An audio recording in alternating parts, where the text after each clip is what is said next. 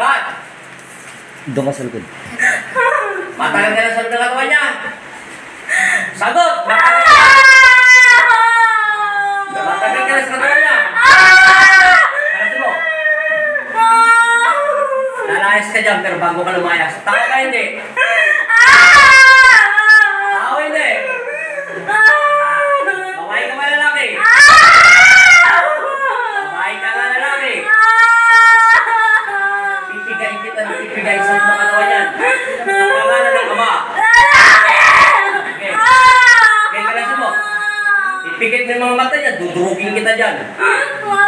Lalaki ka. Sige. Pag hindi ka kumalas dyan at hindi ka naman makakalas dyan, tanggalin mo lahat kung lalaki ka. Baliw ka. Tanggalin mo lahat yan. Tanggalin mo lahat yan kung ayaw mong durugin kita ng pinong-pino dyan. Lalaki ka, ha? Huwag ka na mag-inarte dahil nakuha na kita. At huwag ka nang tatakas dyan dahil siguradong hindi ka makakatakas. Tanggalin mo lahat dyan.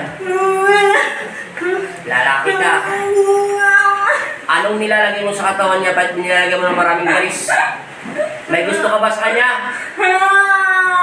Sagutin mo lang yung tanong ko kung may gusto ka sa kanya, wala! Kung mahal mo siya, bakit mo nilalagay ng maraming kati-kati sa buong katawan niya? Sino ang nagpapadasal? Nagpapadasal ka o ikaw mismo nagdarasal? Sino nagturo sa'yo magdasal? Nasaan ka ngayon itong araw nito? Nasa bahay ka? Sino kasama mo? Wala. Matanda ka na ng lalaki ka, bata ka pa. Ilan taon ka na? Ilan taon ka na? Sige, kalasin mo. Pinagnanasaan mo ba ang katawan nito? Bakit may paso-paso siya? Ano yan? Sigarilyo? Tinidor? Kutsara? Ewan ko. Kung ano nilagay mong ba't may mga paso-pasa? Anong nilalagay mo sa katawan niya? Bilog! Anong klaseng bilog? Paano mo na siya nagdadasalan ng gano'ng kabilis? Anong kiluwa mo sa kanya? Buhok? Damit? Kutsara? Tindor? Tissue? Anong kiluwa mo sa kanya? Ano?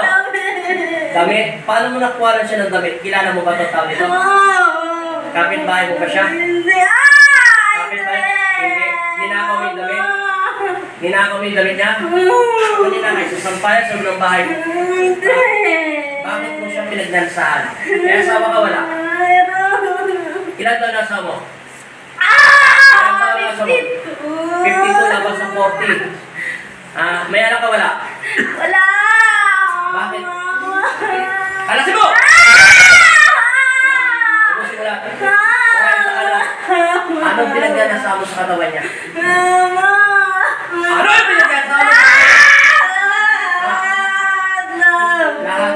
Bakit masaya ka ba pag nakikita mo ito? Di ba may anak ka? Ilan anak ka? Wala? Wala ka anak? Okay. Tumatawag ka na sa nanay mo ngayon? Bakla ka pa rin. Kung kulang-kulang ka ba? Tawagin mo na rin nanay mo magkukulang. Kung tawagin mo. Gusto mo magsama-sama ng lahat yan. Ano mo? Tagal mo nilagay mo sa kanyang bilog-bilog. Ano klase bilog-bilog? Ipikit mo yung mga mata niya. Bubulagin kita kayo. Huwag mo dilata yung magnetiko. Tusukin ang mata niya pag bumila. Sige, ano klase bilog-bilog? Mainit! Mainit? Tagay mo!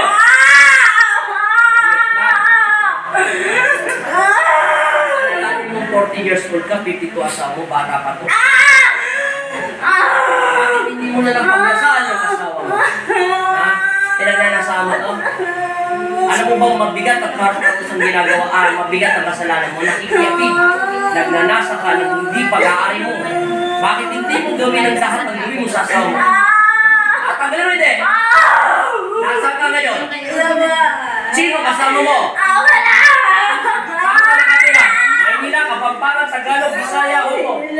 Saan ka sa Maynila? Pasay, Tondo, Manila, saan ka sa Manila? Ayaw sabihin. Ayaw sabihin, ha? Okay, sino nagturo sa'yo? Paano ka natuto magdasal? Sino nagturo sa'yo?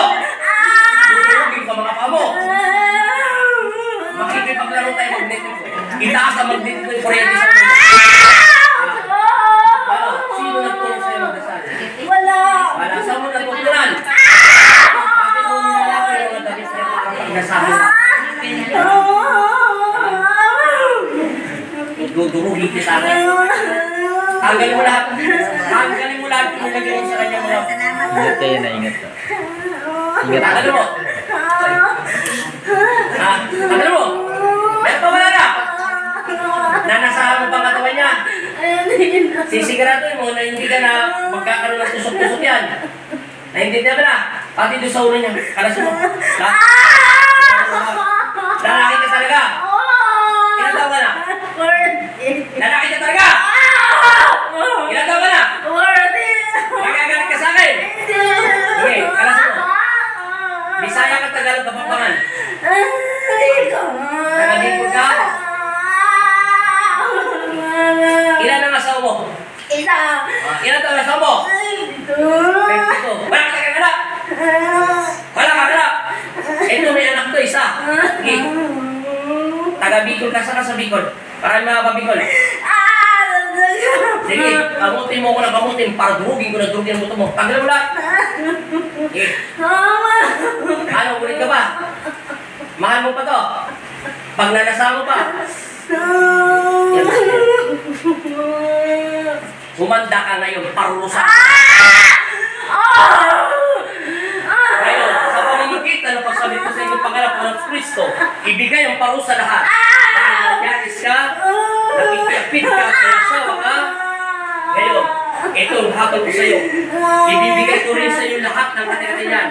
Ilagay yan doon sa tutoy niya magbibiko. At ilagay niya sa dila niya.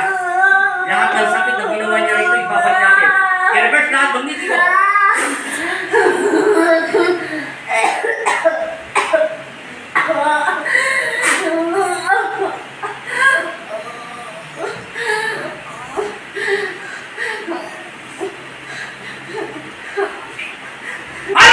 Gising!